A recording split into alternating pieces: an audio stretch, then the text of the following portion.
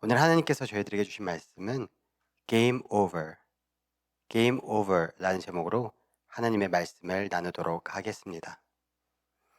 여러분도 혹시 여러분들의 형제분들과 제대로 싸워보신 적이 있습니까? 아마 우리 성도님들은 젊으셨을 때부터 모두 성령 충만하셔서 아마 그런 경험이 없으신 것 같은 표정이십니다. 하지만 저는 초등학교 저학년 때 한번 제대로 여동생이랑 싸웠던 적이 있습니다. 저에게는 여동생이 한 명 있습니다. 1년 4개월 차이, 햇수로는 2년이지만 연년생이나 마찬가지입니다. 함께 매우 친하고 재밌게 잘 지냈습니다. 근데 부모님이 집에 안 계신 하루였습니다. 그날 무엇이 발단이 되었는지 기억이 나진 않지만 결국에 상당히 심하게 다투게 되었습니다. 제 말을 안 들어주는 여동생이 몹시 괘씸했습니다. 그래서 오빠로서 본때를 보여줘야 되겠다라고 생각하고 동생에게 헤드락을 걸었습니다. 그러면서 목을 조르면서 말했습니다. 너 죽고 싶어? 너 죽을래?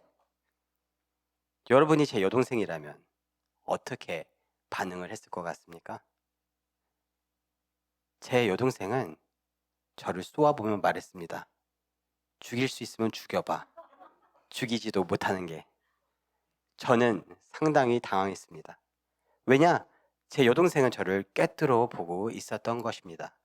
저는 정말로 여동생을 죽일 용기와 깡따구가 전혀 없었습니다. 그래서 여동생은 저를 하나도 두려워하지 않고 있었던 것입니다. 때로 사람들은 한 번씩 누군가를 협박합니다. 너 죽을래? 진짜 죽이고 싶어서가 아니라 그만큼 화가 나고 그만큼 속상하다는 표현을 하고 있는 것입니다. 그런데 그런 비슷한 표현을 오늘 하나님께서 오늘 본문에서 말씀하고 계십니다. 오늘 본문 창세기 2장 17절 말씀 함께 읽도록 하겠습니다. 함께 한 목소리로 읽습니다. 선악을 알게 하는 나무의 열매는 먹지 말라. 내가 먹는 날에는 반드시 죽으리라 하시니라. 아멘. 하나님께서 하신 말씀입니다. 누구에게 하신 말씀입니까? 아담에게 하신 말씀입니다.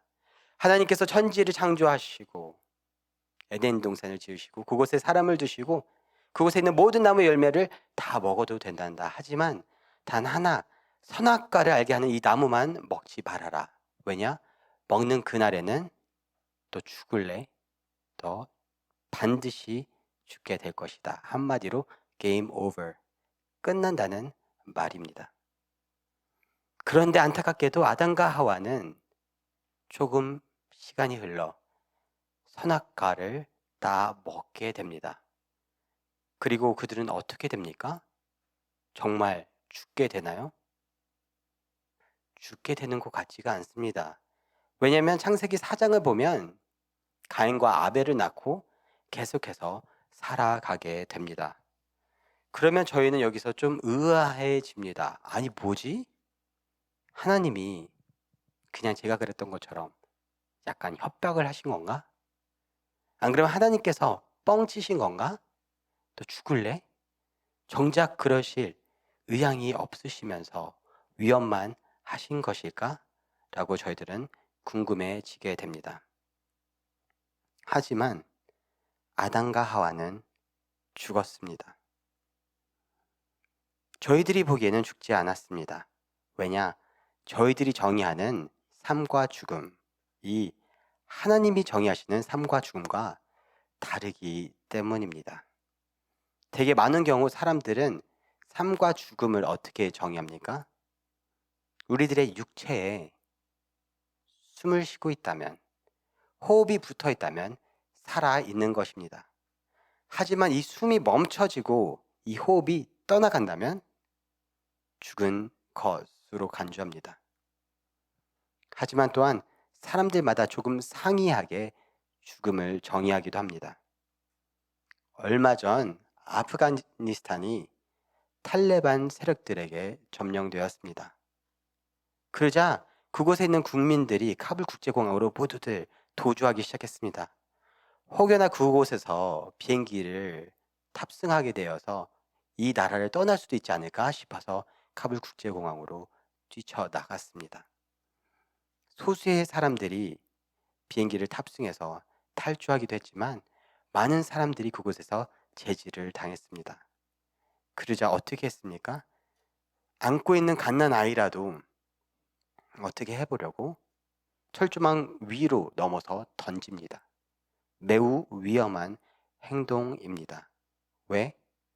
혹여나 누가 안 받아주면 그 갓난아이는 땅바닥에 떨어져 심히 다치게 됩니다. 혹여나 누가 받아준다고 한들 한 번도 만나보지도 않은 낯선 사람에게 맡기는 것입니다. 그렇다면 이왕이면 내 아이, 내가 데리고 있는 것이 낫지 왜들 이렇게 본인들도 도망가려고 하고 왜 갓난아이들 그렇게 위험을 무릅쓰고 이 철조망 위로 던지는 것일까요? 왜냐하면 이 사람들이 생각하기에 탈레반 세력들에게 점령당했는데 그렇다면 이 땅에는 더 이상 자유가 없는 땅이다. 자유가 없는 땅에 산다면 비록 숨과 호흡은 남아있어도 살지 않는 것과 죽은 것과 동일한 것이다. 그래서 어떻게든 그곳을 죽음을 무릅쓰고라도 벗어나려고 하는 것입니다. 이 사람들에게 있어서 사는 것이란 자유가 있을 때 사는 것입니다. 비록 호흡과 숨이 있다 하더라도 자유가 없으면 죽은 것과 마찬가지라고 생각하는 것입니다. 예전에 한 한국 여배우가 스스로 삶을 마감한 뉴스를 읽은 적이 있습니다. 이 여배우는 상당히 유명한 여배우였습니다. 그녀는 짧은 메모를 남겼습니다. 내가 살아도 사는 것이 아니다. 돈이 이 세상의 전부는 아니지만 돈 없는 세상은 살아가기 참 힘들다.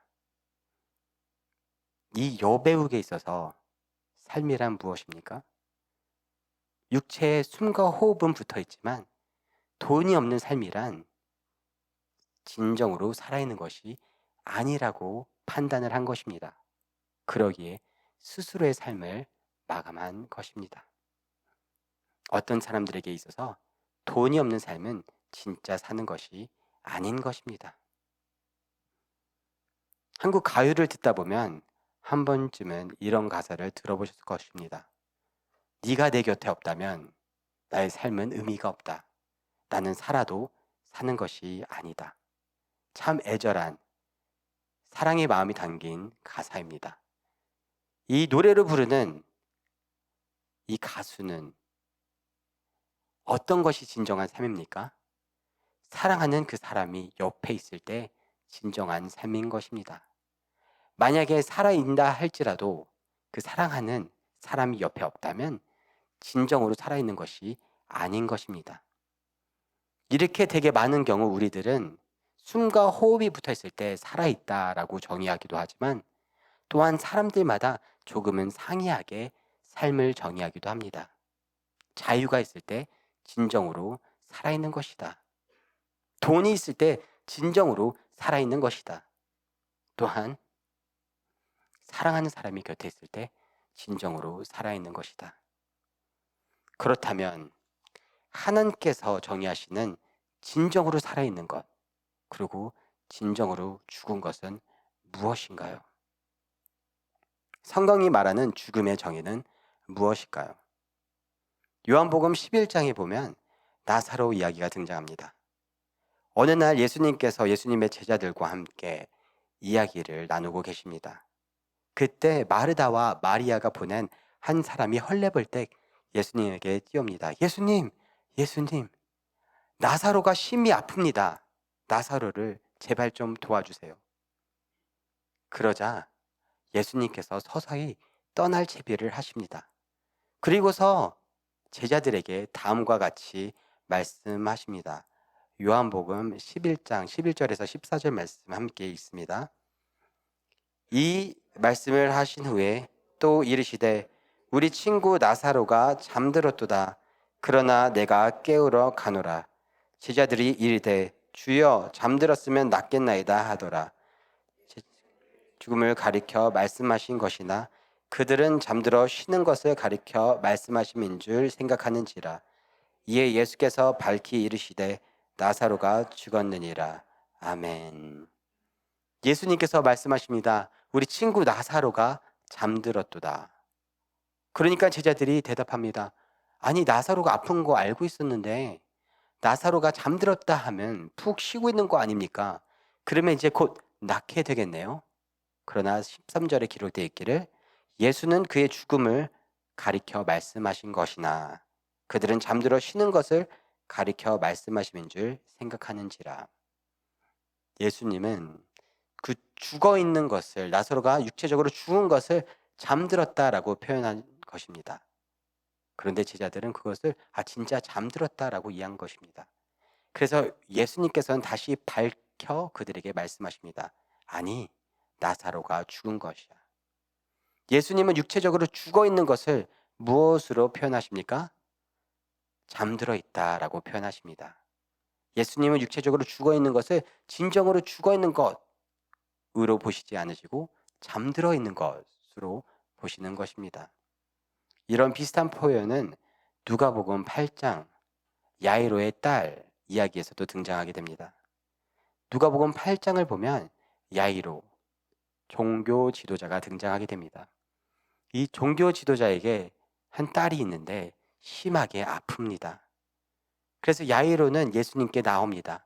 그의 모든 자존심을 집어던지고 예수님 앞에 엎드려서 예수님께 간구합니다.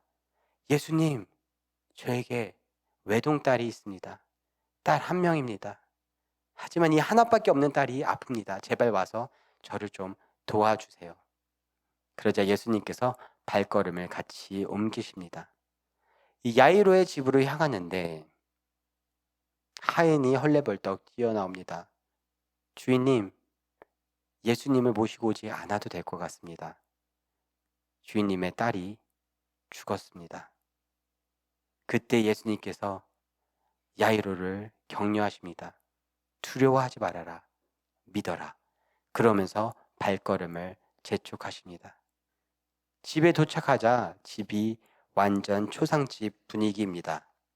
사람들은 여기저기서 통곡하고 울고 난리가 났습니다. 그 우는 사람들에게 예수님께서 다음과 같이 말씀하십니다. 누가복음 8장 52절, 53절 말씀 함께 읽습니다. 모든 사람이 아이를 위하여 울며 통곡하매 예수께서 이르시되 울지 말라 죽은 것이 아니라 잔다 하시니 그들이 그 죽은 것을 아는 고로 비웃더라. 아멘. 예수님께서 우는 사람들을 보면서 여러분들 울지 마세요. 이 딸은 죽은 것이 아니라 자는 것입니다. 라고 말씀하십니다. 그러자 그곳에 있는 사람들이 어떻게 합니까? 비웃습니다. 아니, 우리가 바보도 아니고 죽은 것 보고 확인했는데 저 예수라는 선지자 돌팔이 선지자 아니야?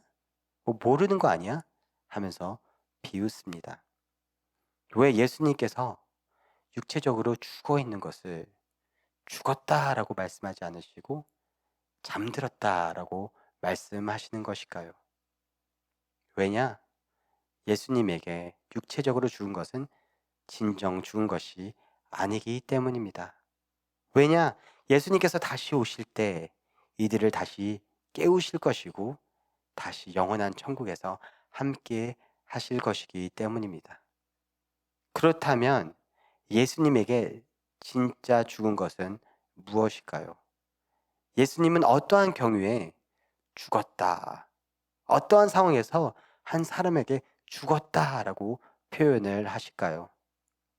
그 힌트는 누가복음 15장 탕자의 비유에 등장합니다. 한 아버지가 있습니다. 두 아들이 있습니다. 둘째 아들이 아버지로부터 유산을 상속받고 저 멀리 떠나갑니다. 그리고 흥청망청 사용하고 나서 후회하다가 아버지에게로 돌아옵니다. 아버지, 저는 하늘 앞에 죄를 지었습니다. 아버지 앞에 죄를 지었습니다. 저를 이제 아들이라고 부르지 말고 종으로 받아주세요. 그러자 아버지께서 안으시면서 아버지께서 잔치를 베풀라, 내 아들이 돌아왔다 라고 말씀하시면서 다음과 같이 말씀하십니다. 누가복음 15장 24절 말씀 함께 읽습니다. 이 내 아들은 죽었다가 다시 살아났으며 내가 잃었다가 다시 얻었노라 하니 그들이 즐거워하더라. 아멘. 아버지가 뭐라고 말합니까? 내 아들이 죽었다가 다시 살아났다. 조금 과한 표현 같습니다. 왜? 이 둘째 아들은 상당한 돈을 가지고 멀리 놀러 갔던 것입니다. 그리고 충분히 놀다가 다 탕진해서 돌아온 것입니다. 그래서 그 바로 뒤이어 말한 것처럼 내가 잃었다가 다시 찾았다는 충분히 적합한 표현입니다. 근데 이 아들에게 실컷 놀고 탕진하고 온 아들에게 죽었다가 다시 살아났다라는 표현을 합니다. 하지만 이 한 번만이 아닌 바로 뒤이어서도 동일한 표현을 씁니다. 첫째 아들이 잔치를 벌인다는 소식을 듣고 깜짝 놀랍니다. 노발대발하며 아버지를 찾아옵니다. 아버지, 부당합니다. 도대체 어떻게 된 상황입니까? 저는 항상 아버지 옆에 있었는데 저에게 이런 대우 해주신 적 있으신가요? 근데 왜 이 둘째에게는 이렇게 합니까? 이 둘째가 어떻게 살다가 왔는지 모르셔서 그럽니까? 그 수많은 돈, 아버지가 평생 일해서 모은 돈 다 탕진하고 온 것이라고요. 그러자 그때 아버지께서 큰 아들에게 다음과 같이 답변하십니다. 누가복음 15장 31절, 32절 말씀 함께 읽습니다. 아버지가 이르되 너는 항상 나와 함께 있으니 내 것이 다 내 것이로되 이 내 동생은 죽었다가 살아났으며 내가 잃었다가 얻었기로 우리가 즐거워하고 기뻐하는 것이 마땅하다 하니라. 아멘. 아버지께서 뭐라고 말씀하십니까? 너는 나와 항상 함께 있었다. 하지만 이 둘째 아들은 어떻게 됐었다고요? 죽었다가 다시 살아났다. 무엇과 무엇을 대조합니까? 너는 내 곁에 있었고 이 둘째 아들은 죽었다. 항상 옆에 곁에 있는 것과 대조되어야 되는 것은 무엇인가요? 멀리 떨어져 있는 것, 멀리 떠나가 있는 것, 관계가 단절되었었다 라고 표현해야 되는데 이 너는 내 옆에 있었었고 쟤는 죽었었다 라고 표현합니다. 이 탕자의 비유의 아버지는 하나님을 상징합니다. 하나님이 정의하시는 진짜 죽음은 하나님으로부터 멀리 떨어져 있는 것, 하나님으로부터 떠나가 있는 것, 하나님과의 대화와 관계가 끊어져 있는 것이 죽은 것입니다. 그래서 우리는 지옥에 빠진 사람들을, 영원히 죽은 사람들, 왜 영원히 죽었습니까? 그들의 영도 살아있습니다. 그들은 평생 고통에 신음하게 됩니다. 근데 왜 그들을 영원히 죽었다라고 표현합니까? 왜냐? 영원히 하나님과 단절된 사람들, 게임 오버가 된 사람들이기 때문입니다. 그렇다면 오늘 본문으로 다시 돌아옵니다. 하나님께서 아담에게 말씀하십니다. 네가 이 선악과를 먹는 날 내가 반드시 그 날에는 반드시 죽게 될 것이다. 그리고 아담과 하와가 선악과를 다 먹습니다. 하지만 그들은 육체적으로 죽지 않습니다.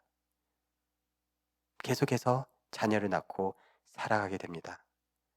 하지만 그 날에는 반드시 죽을 것이다 한 그날 어떠한 사건이 그들에게 벌어지나요? 그들은 에덴 동산에서 쫓겨납니다. 에덴 동산은 하나님과의 교제를 상징하는 장소입니다. 바람이 솔솔 부는 날 하나님께서 에덴 동산에 임재하셔서 함께 산책하시며 아담아 하와야 어디 있느냐 하면 아담과 하와가 뛰어나와 하나님과 함께 산책을 하곤 하던 그 교제의 상징이 되던 장소입니다. 하지만 선악과를 먹는 그날 그들은 이 교제가 끊어지게 됩니다. 성경에서 그 이후에 아담과 하와가 하나님과 직접적으로 대화한 내용은 등장하지 않습니다. 아담과 하와는 그날 죽게 된 것입니다. 그렇다면 우리들은 어떠한가요? 우리들은 살아있나요? 아니면 죽었나요? 우리들은 이 순간, 오늘날 살아있나요? 아니면 죽어있나요? 하나님의 임재하심 안에 거하고 있나요? 하나님과 교제하며 대화하며 살아가고 있나요? 그렇다면 우리들은 살아있는 것입니다. 그리고 사망의 권세는 우리들에게 아무런 효력이 없습니다. 왜냐? 우리들의 육체의 숨이 멎는 그 순간 우리들은 잠시 잠든 것 뿐입니다. 하나님께서는 우리들을 다시 살리실 것입니다.